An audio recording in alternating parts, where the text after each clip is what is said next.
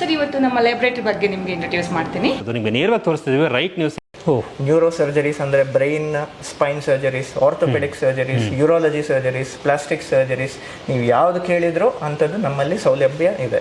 Neonatal ಅಂತೇಳಿ ನವಜಾತ ಶಿಶು 100 ವರ್ಷ ಹಿರಿಯರಿಗೂ ಸಹ ಇಲ್ಲಿ ಆಪರೇಷನ್ ನಡೆದಿದೆ. ಎಲ್ಲರೂ ಚೆನ್ನಾಗಿ ರಿಕವರ್ ಆಗಿ ಹೋಗಿದ್ದಾರೆ. ಆಪರೇಷನ್ ಟೈಮಲ್ಲೇ ಎಕ್ಸ್ರೇ ಮಾಡಿ ನಾವು ಹಾಕಿರೋ ಸ್ಕ್ರೂ ಆಗಿರ್ಬೋದು, ರಾಡ್ ಆಗಿರ್ಬೋದು, ಕರೆಕ್ಟಾಗಿ ಕೂತಿದೆ ಇಲ್ವಾ ಅಂತ ಚೆಕ್ ಮಾಡೋದಕ್ಕೆ ಸುಲಭ ಆಗುತ್ತೆ ಅಂತ ಅದನ್ನ ಇಲ್ಲಿ ತಗೊಂಡ್ಬಂದು ಮಾಡ್ತಾರೆ. ಅರವಳಿಕೆ ತಜ್ಞರೇ ಹೋಗಿ ನೋಡಿ ಅವರು ಫಿಟ್ ಇದಾರ ಇಲ್ವಾ ಅಂತ ನೋಡ್ತಾರೆ. ಅದೆಲ್ಲ ನೋಡಿ ಕ್ಲಿಯರೆನ್ಸ್ ಆದ ನಂತರನೇ ಶಸ್ತ್ರಚಿಕಿತ್ಸೆ ಕೊಠಡಿ ಒಳಗೆ ಬರೋದು. ಇದನ್ನ ನೇರವಾಗಿ ನಾವು ಕೊಡ್ತಿರೋಷ್ಟು ಎಷ್ಟು ನಂಬಿಕೆಯಿಂದ ಯುನೈಟೆಡ್ ಹಾಸ್ಪಿಟಲ್ಗೆ ಬರ್ಬೋದು ಅಂತ ಒಂದು ಉದಾಹರಣೆ ನಿಮಗೆ ಕೊಡ್ತಾ ಇರೋದು.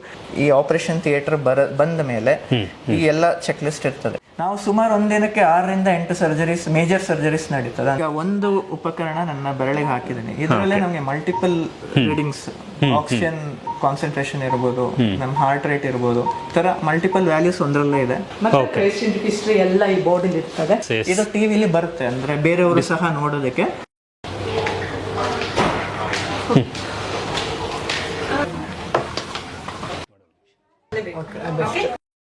ನನ್ನ ಹೆಸರು ಬ್ರಿಂಜಾ ವರ್ಗೀಸ್ ಅಂತ, OT ಮ್ಯಾನೇಜರ್. ಬನ್ನಿ ಒಳಗಡೆ, ನಾನು OT ಒಳಗಡೆ ಇದೆ ಪ್ರೊಸೀಜರ್ ತೋರಿಸ್ತೀನಿ.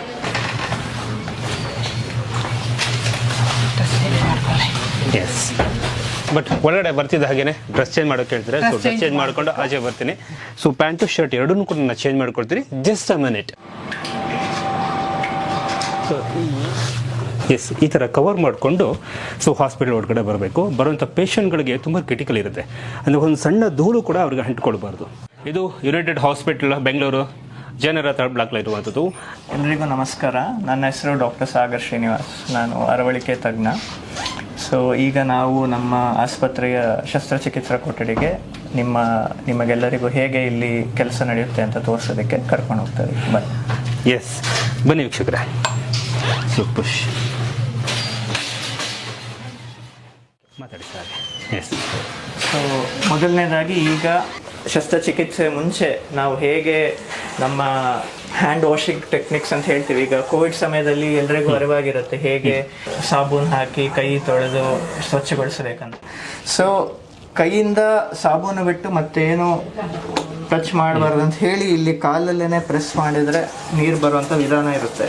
ಸೊ ದಟ್ ಒನ್ಸ್ ನಾವು ಕೈ ತೊಳೆದು ನಂತರ ಮತ್ತೆ ಇನ್ಫೆಕ್ಷನ್ ಆಗಬಾರ್ದು, ಅಂದರೆ ಯಾವುದೇ ವಸ್ತು ಅಥವಾ ಯಾವುದನ್ನು ನಾವು ಸ್ಪರ್ಶ ಮಾಡಬಾರ್ದು, ಆ ರೀತಿ ಇದಿರುತ್ತೆ. ಕೈಯಿಂದ ಹಿಡಿದು ಮೊಣಗೈವರೆಗೂ ನೀರು ಹಾಕಿ ನಂತರ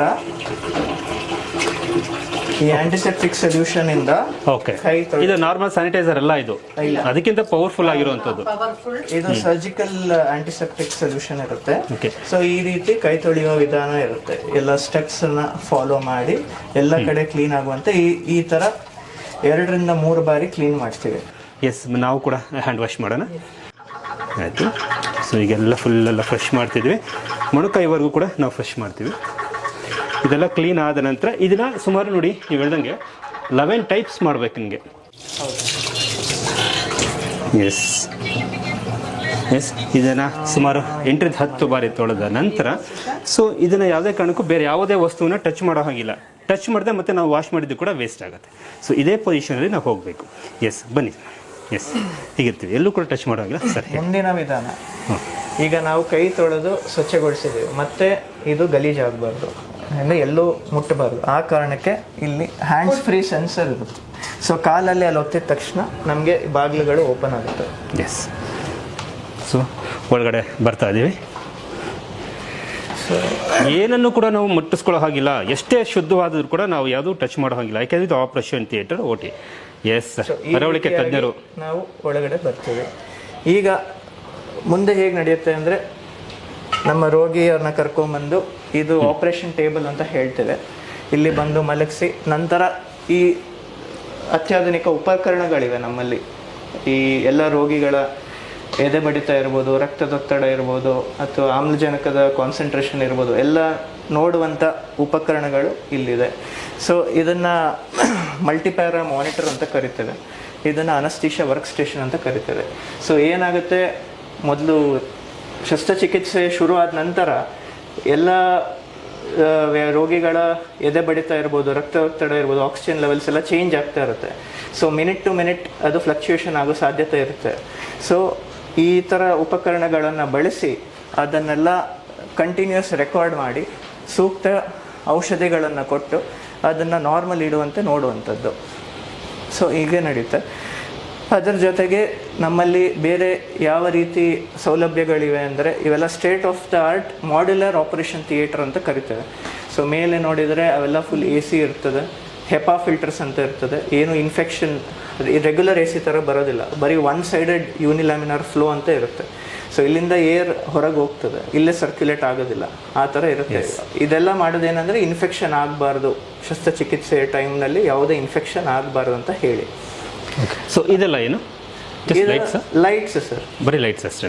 ಅಂದ್ರೆ ಸರ್ಜರಿ ನಾವು ಫಾರ್ ಎಕ್ಸಾಂಪಲ್ ಈಗ ಹೊಟ್ಟೆಗೆ ಆಪರೇಷನ್ ಆಗ್ತದೆ, ಅಲ್ಲಿ ಹೊಟ್ಟೆಗೆ ಫೋಕಸ್ ಮಾಡುವ, ಎಲ್ಲಿ ಫೋಕಸ್ ಮಾಡಬೇಕು ಈ ಲೈಟ್ ಅಲ್ಲಿ ಫೋಕಸ್ ಮಾಡಬಹುದು. ಓಕೆ, ಯಾವ ಜಾಗಕ್ಕೆ ಬರುತ್ತೆ ಶಸ್ತ್ರಚಿಕಿತ್ಸೆ ಆಗಬೇಕು ಆ ಜಾಗದಲ್ಲಿ ಲೈಟ್ ಫೋಕಸ್ ಆಗುತ್ತೆ. ಯಾಕೆಂದ್ರೆ ನಮಗೆ ವಿಷನ್ ಚೆನ್ನಾಗಿರ್ಬೇಕು, ಕತ್ತಲೆ ಇದ್ರೆ ಕಾಣಿಸೋದಿಲ್ಲ. ಕರೆಕ್ಟ್. ಆ ಕಾರಣಕ್ಕೆ ಅದನ್ನ ಹಾಕಿ. ಈಗ ನನಗೆ ಈಗ ಗೊತ್ತಾಯ್ತು ಆಕ್ಚುಲಿ ಕೈನ ಯಾಕೆ ಇಷ್ಟೊಂದು ಕ್ಲೀನ್ ಮಾಡಿಸ್ತೀರಾ ಅಂತ ಅನ್ನುವಂಥದ್ದು. ಇಲ್ಲಿ ಯಾವ್ಯಾವ ಆಪರೇಷನ್ ನಡೆಯುತ್ತೆ ಸರ್? ಇಲ್ಲಿ ಎಲ್ಲ ಮೇಜರ್ ಶಸ್ತ್ರಚಿಕಿತ್ಸೆಗಳು ನಡೆಯುತ್ತೆ. ರೈಟ್ ಫ್ರಮ್ ಆರ್ಥೋಪೆಡಿಕ್ ಅಂದ್ರೆ ಈ ಮೂಳೆ ಸಮಸ್ಯೆ, ಫ್ರಾಕ್ಚರ್ ಇರ್ಬೋದು, ಅಥವಾ ಆರ್ಥೋಸ್ಕೋಪಿಕ್ ಸರ್ಜರಿ ಇರ್ಬೋದು, ರೀಪ್ಲೇಸ್ಮೆಂಟ್ ಸರ್ಜರೀಸ್ ಇರ್ಬೋದು, ಈ ಥರ ಎಲ್ಲ ಸರ್ಜರೀಸ್ ನಡೆಯುತ್ತೆ. ನೆಕ್ಸ್ಟ್ ಯೂರಾಲಜಿ ಸರ್ಜರೀಸ್ ಅಂದರೆ ಕಿಡ್ನಿ ಸ್ಟೋನ್ ಸಮಸ್ಯೆ ಇರುವಂಥವ್ರು ಅಥವಾ ಕಿಡ್ನಿ ಇನ್ಫೆಕ್ಷನ್ ಸಮಸ್ಯೆ ಇರುವಂಥವ್ರು ಅವು ನಡೆಯುತ್ತೆ. ನಂತರ ಈ ಲ್ಯಾಪ್ರೋಸ್ಕೋಪಿಕ್ ಸರ್ಜರೀಸ್, ಈ ಹರ್ನಿಯಾ ಅಥವಾ ಗಾಲ್ ಬ್ಲಾಡರಲ್ಲಿ ಪಿತ್ತಕೋಶದಲ್ಲಿ ಕಲ್ಲಿರುವಂಥದ್ದು, ಈ ಥರ ಎಲ್ಲ ಮೇಜರ್ ಸರ್ಜರೀಸ್ ಸಹ ನಡೆಯುತ್ತದೆ. ಇದು ಇಂಥದ್ದು ಮಾಡಲ್ಲ ಅಂಥದ್ದು ಮಾಡಲ್ಲ ಅಂತ ಏನಿಲ್ಲ, ಎಲ್ಲ ಅತ್ಯಾಧುನಿಕ less invasive keyhole surgeries, arthroscopic surgeries, ಇದೆಲ್ಲ ಯಾಕೆ ರೋಗಿಗಳಿಗೆ ಉಪಯೋಗ ಆಗ್ತದೆ ಅಂದ್ರೆ ಅವ್ರಿಗೆ ಆಪರೇಷನ್ ಇಂದ ಡಿಸ್ಚಾರ್ಜ್ಗೆ ಅಥವಾ ರಿಕವರಿಗೆ ಬೇಗ ಟೈಮ್ ಕನ್ಸ್ಯೂಮ್. ಈಗ ಮುಂಚೆ ಎಲ್ಲ ಹೆಂಗಾಗ್ತದೆ ಅಂದ್ರೆ ಓಪನ್ ಸರ್ಜರೀಸ್ ಅಂತ ಮಾಡೋರು, ಇದರಲ್ಲಿ ತುಂಬಾ ದೊಡ್ಡ ಇನ್ಸಿಷನ್ ಇರುತ್ತೆ, ಹೊಲಿಗೆ ಜಾಸ್ತಿ ಇರುತ್ತೆ, ಸೊ ರಿಕವರಿ ಟೈಮ್ ನಿಧಾನ ಇರುತ್ತೆ ಅಂಡ್ ಇನ್ಫೆಕ್ಷನ್ ಚಾನ್ಸ್ ಜಾಸ್ತಿ ಇರುತ್ತೆ. ಬಿಕಾಸ್ ಕೀ ಹೋಲ್ ಸರ್ಜರೀಸ್ ಅಲ್ಲಿ 0.5 ಸೆಂಟಿಮೀಟರ್ 1 ಸೆಂಟಿಮೀಟರ್ ಇರುತ್ತೆ ಅಷ್ಟೇ, ಕ್ಯಾಮರಾ ಹೋಗುವಷ್ಟೇ ಜಾಗ ಇರುತ್ತೆ. ಸೊ ಆ ಕಾರಣದಿಂದ ಇನ್ಫೆಕ್ಷನ್ ಚಾನ್ಸ್ ಕಡಿಮೆ ಇರುತ್ತೆ, ರಿಕವರಿ ಬೇಗ ಆಗ್ತಾರೆ. So these are the advantages. ಯಾವುದೇ ರೋಗಿ ಶಸ್ತ್ರಚಿಕಿತ್ಸೆಗೆ ಬರುವಾಗ ಅವ್ರಿಗೆ ಒಂದು ಭಯ ಇರ್ತದೆ. ಯಾಕೆಂದ್ರೆ ಈಗ ಆಪರೇಷನ್ ಟೈಮಲ್ಲಿ ಏನಾದರೂ ಏರುಪೇರು ಆಗ್ಬೋದು, ಹೆಚ್ಚು ಕಡಿಮೆ ಆಗ್ಬೋದು, ಅದಕ್ಕೆ ನಮಗೆ ಅಲ್ಲಿ ಟ್ರೀಟ್ಮೆಂಟ್ ಕೊಡೋ ಸೌಲಭ್ಯ ಇದೆಯಾ ಇಲ್ವಾ ಅಂತ. ಸೊ ಈಗ ನೀವು ನೋಡ್ತಾ ಇರೋ ರೀತಿಯಾಗಿ ನಮ್ಮಲ್ಲಿರೋ ಎಲ್ಲ ಅತ್ಯಾಧುನಿಕ ಉಪಕರಣಗಳು ಏನಕ್ಕಿದೆ ಅಂದರೆ ಯಾವುದೇ ರೋಗಿಗೆ ಯಾವುದೇ ರೀತಿಯಾದ ಕಾಂಪ್ಲಿಕೇಶನ್ ಎಕ್ಸ್ಪೆಕ್ಟೆಡ್ ಇರ್ಬೋದು, ಅನ್ಎಕ್ಸ್ಪೆಕ್ಟೆಡ್ ಇರ್ಬೋದು, ಹೇಗೆ ಆದ್ರೂ ಅದನ್ನು ನಾವು ಹೇಗೆ ಸರಿಪಡಿಸ್ಬೋದು ಅಥವಾ ಹೇಗೆ ಆದಷ್ಟು ವೇಗವಾಗಿ ಅದಕ್ಕೆ ಟ್ರೀಟ್ಮೆಂಟ್ ಕೊಡ್ಬೋದು, ಅದಕ್ಕೆ ಎಲ್ಲ ಸೌಕರ್ಯಗಳು ನಮ್ಮಲ್ಲಿದೆ. ಮೆಡಿಸಿನ್ಸ್ ಇರ್ಬೋದು, ಉಪಕರಣಗಳಿರ್ಬೋದು, ಎಲ್ಲ ಇಲ್ಲೇ ಇದೆ. ಸೊ ಆ ಕಾರಣದಲ್ಲಿ ಈಗ ಕಳೆದ 3.5 ವರ್ಷಗಳಲ್ಲಿ ನಮ್ಮ ಆಸ್ಪತ್ರೆಯಲ್ಲಿ ಸುಮಾರು 4,000 ಇಂಥ ಸರ್ಜರಿಗಳು ನಡೆದಿವೆ. ನ್ಯೂರೋ ಸರ್ಜರೀಸ್ ಅಂದರೆ brain spine surgeries, orthopaedic surgeries, urology surgeries, plastic surgeries, ನೀವು ಯಾವ್ದು ಕೇಳಿದ್ರು ಅಂಥದ್ದು ನಮ್ಮಲ್ಲಿ ಸೌಲಭ್ಯ ಇದೆ.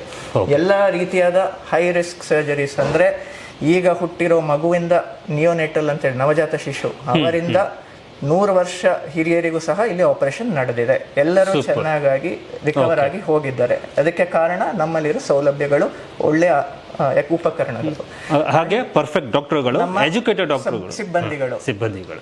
ನಾವು ಯಾರಿಗೆ ಮಾಧ್ಯಮ ಮಿತ್ರರಿಗಾಗ್ಲಿ ಹೊರಗಡೆ ಇರೋರಿಗಾಗ್ಲಿ ಒಳಗಡೆ ಬರೋದಕ್ಕೆ ಬಿಡೋದಿಲ್ಲ. ಯಾಕೆಂದ್ರೆ ನಮಗೆ ಇಲ್ಲಿ ಕ್ಲೆನ್ಲಿನೆಸ್ ಆಗಲಿ ಇನ್ಫೆಕ್ಷನ್ ಆಗದೆ ಇರೋದು ಮುಖ್ಯ. ಆದರೆ ನಾವು ಯಾಕೆ ನಿಮಗೆ ಇಂದು ಈ ದಿನ ಕರೆದು ತೋರಿಸ್ತಾ ಇದ್ದೀವಿ ಅಂದರೆ, ಒಂದು ನಮ್ಮ ಜನಸಾಮಾನ್ಯರಿಗೆ ತಿಳುವಳಿಕೆ ಬರಲಿ. ಯಾಕೆಂದರೆ ಇಲ್ಲಿ ಯಾವ ರೀತಿ ನಿಮಗೆ ಒಳ್ಳೆ ರೀತಿಯ ಟ್ರೀಟ್ಮೆಂಟ್ ಸಿಗುತ್ತೆ, ಯಾವುದೇ ಹೆದರಿಕೆ ಇಲ್ಲದೆ ನೀವು ಹೇಗೆ ಶಸ್ತ್ರಚಿಕಿತ್ಸೆಗೆ ಬರ್ಬೋದು, ಸೊ ಇದೆಲ್ಲ ನಿಮಗೆ ಅರಿವಾಗಲಿ ಅನ್ನೋ ರೀತಿಗೆ ನಾವು ಹಿಂದೆ ಕರೆತಂದಿದ್ದೀವಿ. ಸೊ ಇದು latest imported operation theatre table ಅಂತ ಹೇಳ್ತೇವೆ. ಇದರಲ್ಲಿ ನಾವು ಯಾವುದೇ ರೀತಿಯ ಪೊಸಿಷನ್ಗೆ ಚೇಂಜ್ ಮಾಡ್ಕೋಬೋದು. ಉದಾಹರಣೆಗೆ ಕೆಲವು ಸರ್ಜರಿಗೆ ತಲೆ ಮೇಲೆ ಮಾಡುವಂಥ ಇದಿರ್ತದೆ, ಸೊ ಆ ಥರದಕ್ಕೆ ಅದು ಹಾಗೆ ಮೂವ್ ಆಗ್ತದೆ. ಎಲ್ಲ ರಿಮೋಟಲ್ಲೇ ಕಂಟ್ರೋಲು, ರಿಮೋಟಲ್ಲಿ ಮಲ್ಟಿಪಲ್ ಆಪ್ಷನ್ಸ್ ಇರ್ತದೆ ನಮಗೆ. ಉದಾಹರಣೆಗೆ ಕೆಲವು ಸರ್ಜರೀಸ್ಗೆ ಹಿಂಗೆ ಮೇಲೆ ಮಾಡಿ ಮಾಡುವಂಥದ್ದು ಇರ್ತದೆ. ಓಕೆ, ಅಂದ್ರೆ ಕಾಲು ಏನಾದ್ರು ಆಪರೇಷನ್ ಆದಾಗ ಸೊ ಅದಕ್ಕೆ ಒಂದೊಂದು ಪೊಸಿಷನ್ ಇದೆ, ಆ ಪೊಸಿಷನ್ ಓಕೆ ಓಕೆ ಇಲ್ಲೇ ಇದೆಯಲ್ಲ ಎಲ್ಲ ಮಲ್ಟಿಪಲ್ ಆಪ್ಷನ್ಸ್ ಇರುತ್ತೆ. ಆ ಸಿಂಬಲ್ ಕೂಡ ಇಲ್ಲ ಇದೆ ನೋಡಿ ಆ ರಿಮೋಟ್ ಅಲ್ಲೇ. ಕೆಲವುದಕ್ಕೆ ತಲೆ ಮೇಲೆ ಮಾಡ್ಬೇಕಾಗತ್ತೆ, ಕೆಲವು ತಲೆ ಕೆಳಗ್ ಮಾಡ್ಬೇಕಾಗತ್ತೆ, ಕೆಲವು ಸರ್ಜರೀಸ್ಗೆ ಒಂದ್ ಕಡೆ ತಿರುಗಿಸಿ ಮಾಡ್ಬೇಕಾಗತ್ತೆ. ಸೊ ಆ ತರ ನಾವು ಯಾವುದೇ ರೀತಿಯಾಗ ಇದು ಮಾಡ್ಬೋದು. ಮತ್ತೆ ಟೇಬಲ್ ನ ಕಡೆ ಸ್ಲೈಡ್ ಆಗ್ಬೋದು, ಟೇಬಲ್ ಹಿಂಗೆ ಮುಂದೆ ಹಿಂದೆ ಕೂಡ ಮಾಡಬಹುದು. ಕಾರಣ ಏನಂದ್ರೆ ಕೆಲವೊಮ್ಮೆ ಕಾಲಿನ ಆಪರೇಷನ್ ಇರ್ತದೆ, ನಮ್ ಕೆಳಗಡೆ ಜಾಗ ಜಾಸ್ತಿ ಬೇಕಾಗ್ತದೆ. ಯಾಕೆಂದ್ರೆ ಆಪರೇಷನ್ ಮಾಡಬೇಕಾದ್ರೆ ನಾವು ಈ ಎಕ್ಸ್ರೇ ಉಪಕರಣ CRM ಅಂತ ಹೇಳ್ತೇವೆ, ಆಪರೇಷನ್ ಟೈಮಲ್ಲೇ ಎಕ್ಸ್ರೇ ಮಾಡಿ ನಾವು ಹಾಕಿರೋ ಸ್ಕ್ರೂ ಆಗಿರ್ಬೋದು, ರಾಡ್ ಆಗಿರ್ಬೋದು ಕರೆಕ್ಟ್ ಆಗಿ ಕೂತಿದೆ ಇಲ್ವಾ ಅಂತ ಚೆಕ್ ಮಾಡೋದಕ್ಕೆ ಸುಲಭ ಆಗುತ್ತೆ ಅಂತ ಅದನ್ನ ಇಲ್ಲಿ ತಗೊಂಡ್ಬಂದು ಮಾಡ್ತೀವಿ. ಸೊ ಆ ತರ ಎಲ್ಲದಕ್ಕೂ ಕಂಪ್ಯಾಟಿಬಿಲಿಟಿ ಇರಬೇಕು ಟೇಬಲ್, ಇಲ್ಲ ಅಂದ್ರೆ ಮಾಡೋದಕ್ಕೆ ಕಷ್ಟ ಆಗುತ್ತೆ. ಆ ಕಾರಣಕ್ಕೆ ಈ ತರ ಟೇಬಲ್ ಇದೆ. ಸೊ ಅದರ ಏನ್ ಡಿಸ್ಪ್ಲೇ ಆಗುತ್ತೆ ಆ ಮೆಷಿನ್ ಹೆಸರು? ನಂತರ ಇದು ಅನಸ್ತೀಶಿಯಾ ವರ್ಕ್ ಸ್ಟೇಷನ್ ಅಂತ ಹೇಳ್ತೇವೆ. ಅಂದರೆ ಈಗ ನೀವು ಉದಾಹರಣೆಗೆ ಹೇಳ್ತೀನಿ, ಇದು ನಮ್ಮದು ಚೆಕ್ ಲಿಸ್ಟ್ ಅಂತ ಇರ್ತದೆ. ಈಗ ಇಲ್ಲಿ ನೋಡಿದ್ರೆ ನಾವು ಯಾವಾಗ ಕ್ಯಾಲಿಬ್ರೇಷನ್ ಮಾಡಿದ್ದೀವಿ ಏನು ಅಂತ, ಇದನ್ನ ಕಾಕ್ಪಿಟ್ ಡ್ರಿಲ್ ಅಂತ ಹೇಳ್ತೀವಿ. ಫಾರ್ ಎಕ್ಸಾಂಪಲ್, ಈಗ ನಾವು ಒಂದು ವಿಮಾನಕ್ಕೆ ಹೋದ್ರೆ ವಿಮಾನ ಓಡಿಸುವಂತ ಪೈಲಟ್ ಹೇಗೆ ಎಲ್ಲ ಸಿಸ್ಟಮ್ಸ್ ಚೆಕ್ ಮಾಡ್ತಾರೆ, ಅದೇ ರೀತಿ ಪ್ರತಿದಿನ ಬೆಳಿಗ್ಗೆ ನಾವು ಇದೆಲ್ಲ ಸಿಸ್ಟಮ್ಸ್ ಚೆಕ್ ಮಾಡ್ತೀವಿ. ಅನಸ್ತೀಶಿಯಾ ವರ್ಕ್ ಸ್ಟೇಷನ್ ಇರ್ಬೋದು, ಈ ಮಾನಿಟರ್ ಇರ್ಬೋದು, ತರ ಎಲ್ಲ ಸಿಸ್ಟಮ್ ನಾನು ಬೆಳಿಗ್ಗೆ ಬಂದು ಚೆಕ್ ಮಾಡ್ತೀವಿ. ಸೊ ದಟ್ ಎಲ್ಲ ಉಪಕರಣಗಳು ಸರಿಯಾಗಿ ಕೆಲಸ ಮಾಡ್ತಿದ್ಯಾ ಇಲ್ವಾ, ಏನಾದ್ರೂ ಫಾಲ್ಟ್ ಇದೆಯಾ, ಅದ್ರಲ್ಲಿದ್ರೆ ಹೆಂಗ್ ಕರೆಕ್ಟ್ ಮಾಡ್ಬೇಕು. ಅದಕ್ಕೆ ಅಂತ ನಮ್ಮಲ್ಲಿ ಬಯೋಮೆಡಿಕಲ್ ಇಂಜಿನಿಯರ್ಸ್ ಅಂತ ಇರ್ತಾರೆ, ಅವರು ಬಂದು ಚೆಕ್ ಮಾಡ್ತಾರೆ.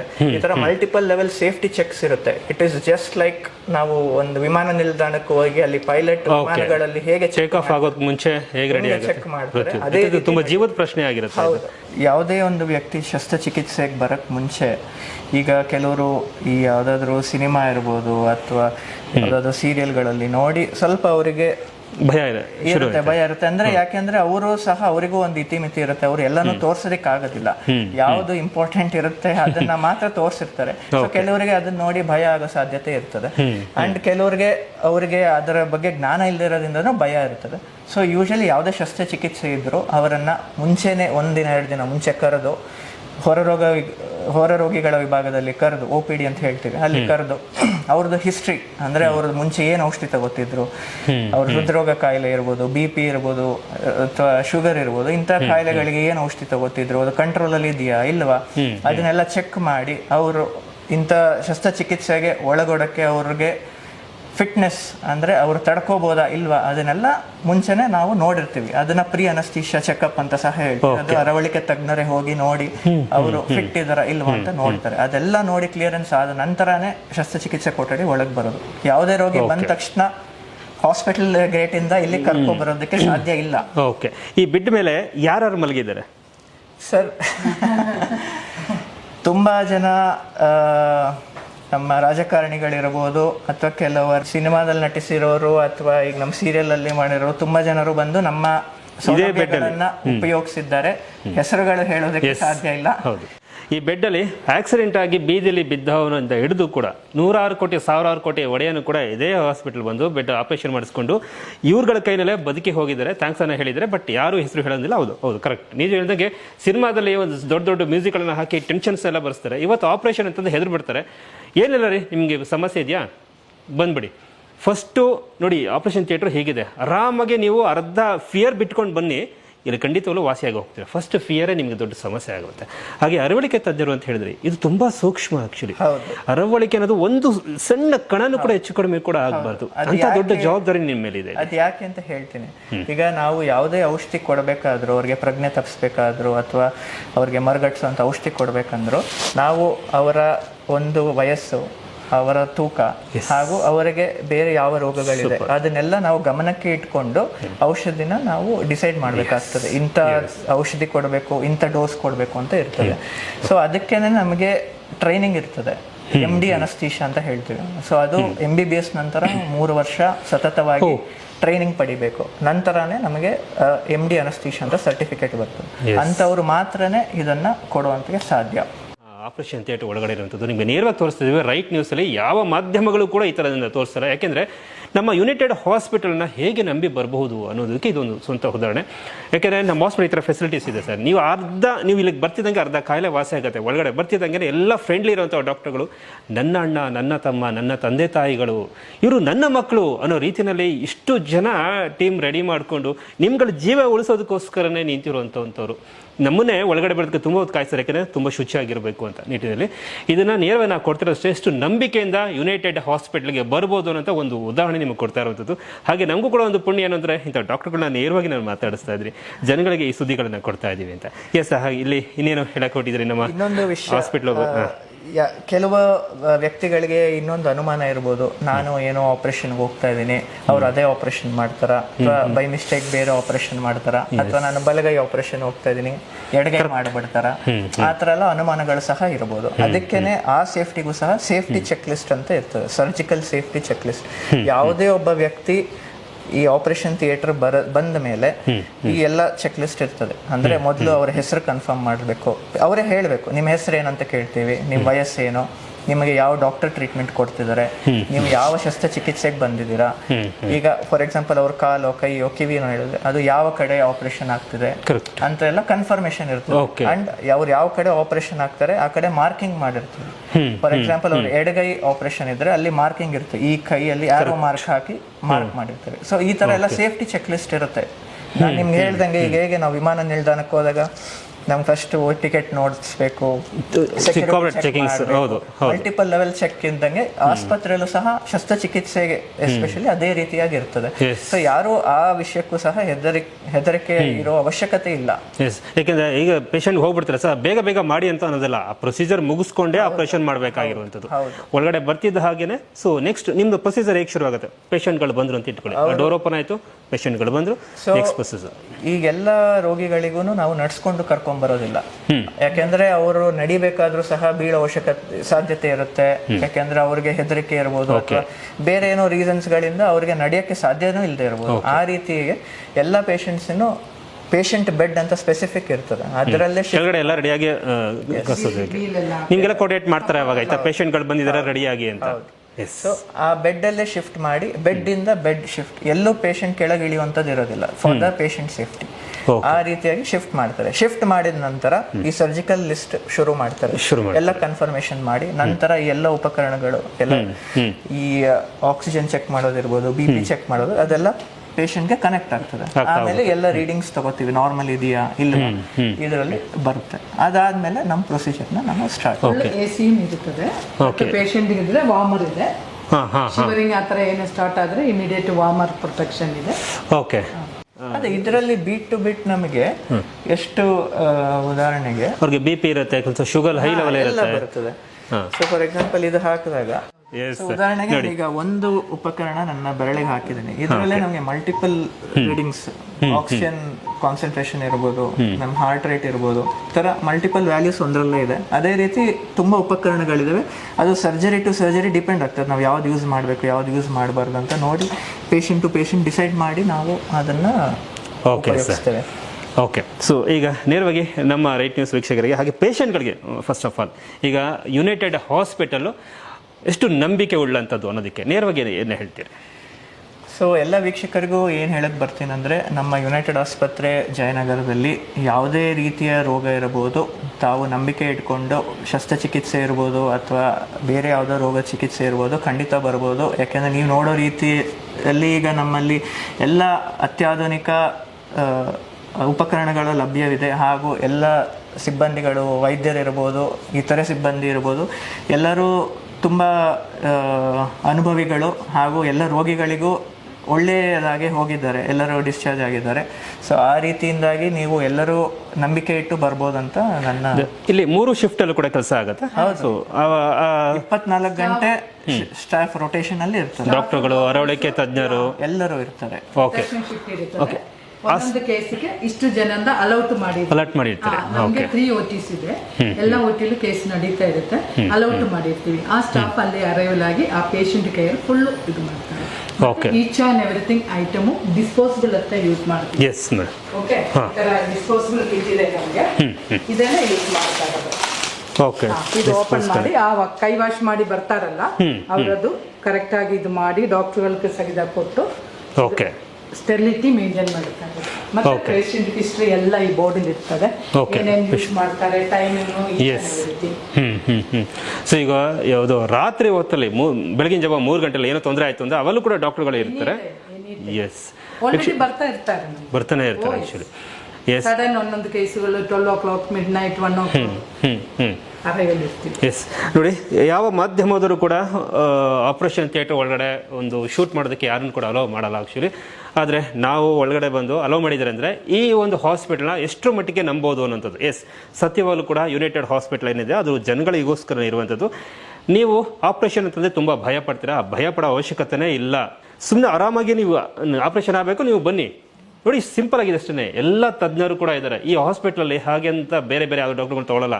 ಅವ್ರ ಎಜುಕೇಷನ್ ನೋಡಿ, ಅವ್ರ ಸರ್ವಿಸ್ಗಳನ್ನು ನೋಡಿ, ಜನಗಳ ಜೀವ ಉಳಿಸೋದಕ್ಕೆ ಪಣ ತೊಟ್ಟಂಥ ಡಾಕ್ಟರ್ಗಳು ಮಾತ್ರ ಇಲ್ಲಿರುವಂಥದ್ದು. ಇವತ್ತು ಯಂಗ್ ಏಜಲ್ಲೂ ಕೂಡ ಇವ್ರ ಕೈಯಲ್ಲಿ ಎಷ್ಟೋ ಆಪರೇಷನ್ಗಳಾಗಿವೆ, ಎಷ್ಟೋ ಜೀವಗಳು ಉಳಿಸಿದ್ದಾರೆ. ಸೊ ನಿಮಗೆ ತುಂಬ ಒಂದು ಕಷ್ಟ ಆಗಿರುವಂಥದ್ದು, ತುಂಬ ಚಾಲೆಂಜಸ್ ಆಗಿರುವಂಥದ್ದು, ಅದು ಮುಗಿದ್ಮೇಲೆ ಈಸಿಯಾಗಿ ಆ ಪೇಷಂಟ್ ಆಚೆ ಹೋದಾಗ ನಿಮ್ಗೆ ಹೇಳಿದ್ದೇನು? ಸೊ ಒಂಚೂರು ಹೇಳಿ.